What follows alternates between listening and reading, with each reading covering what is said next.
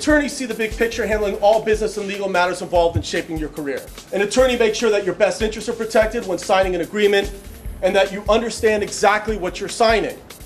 An attorney helps negotiate recording contracts and knows what terms such as royalty rates, etc. are considered fair and standard. And last, an attorney may help attract the attention of record labels that might be interested in signing your group. What is the best way for new and developing artists to go about finding music entertainment attorneys? I think personal referrals are the best. If you're friends with people in bands that you admire, try to talk to them and see who they deal with.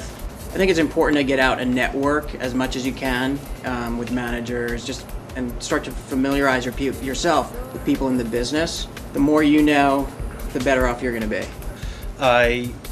All the attorneys that I deal with have been introduced to me either from somebody else, or I've met them at various conferences or dinners that I go to that I'm involved in. How about some of these music source books that are available, where you can basically look and they list hundreds of attorneys, or tens of attorneys rather? I think it's a rough go that way. It's like picking up a phone book and calling any lawyer in it, if you're trying to get a divorce or something. The best part about those source books is you can go through and start to learn people's names. So when you go to a conference and you say, oh, I know that guy's name from there.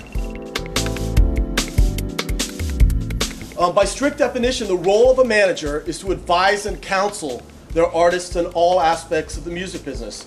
But in the preliminary stages of most new artists' careers, what they fail to understand is that management must always start with the artist first, and that there are a number of things that they can accomplish on their own.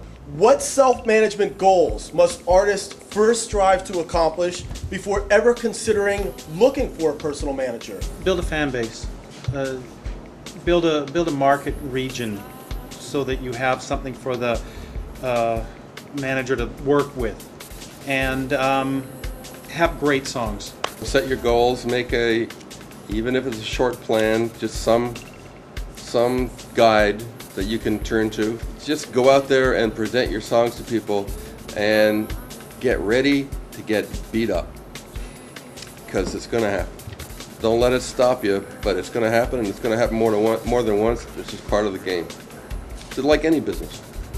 In the beginning stages of an artist's career, when they finally decide that they do need a personal manager, they've done everything they could. They've built their fan base. They're playing out live. They made their 1,000 CDs at Disc Maker, and then some, and then some. They've sold 4,000 or 5,000 CDs. They've done everything. They can't get to the next level. What are a band's management options at this point? What would be the most logical person to look for? Would it be to go to the firm, or would it be to take someone that is close to them, family member, friend? I think the options are to get your material out to the people that you know are going to listen to it, that you know can actually move you to the next level.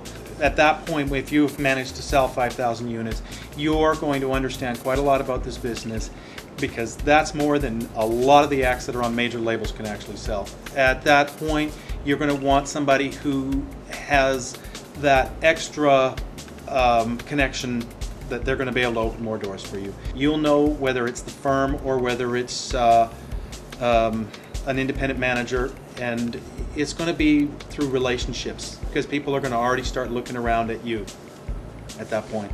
Well, it's a combination of somebody you trust and somebody who can take your message and knows who to take it to. We'll go back to the business thing. It sounds like your little company has started to expand for whatever reason. You're starting to get fans, you're starting to do dates out of town, whatever it might be, and you can't do it all yourself anymore. You know you need help. When you hire a manager, you're hiring a CEO to run your company. And so you got to trust that CEO is going to take your message and understand and speak for you, because that's what's going to happen. And if it's a huge firm, get yourself ready to fight louder than their big artists, because that's who they'll pay attention to. And if it's a medium firm and you trust them and you believe in them, you'll probably grow with them. And maybe just if it's a friend who's got brains, they might be able to do it too. Or they've got 1 or 2 contacts, maybe 1 or 2 more than you have at that point. So by definition, the primary role of a talent agent in an artist's musical career is to procure employment in concert settings. However, the simple truth is that until you've built up a decent following and you're generating reasonable fees for your live performances, perhaps you're simply not worth most talent agents' time, at least those talent agents of some perhaps clout. That said, Andre, a band booking themselves early in their career may be the most realistic and practical option to finding a talent agent. Can you give us a couple bullet point tips on how an original band can successfully book themselves and gain exposure? You definitely would start with whatever town you're in, whatever city you're in. You know, you want to build up your fan base there, and then if you can successfully do that, then you can think about expanding outward.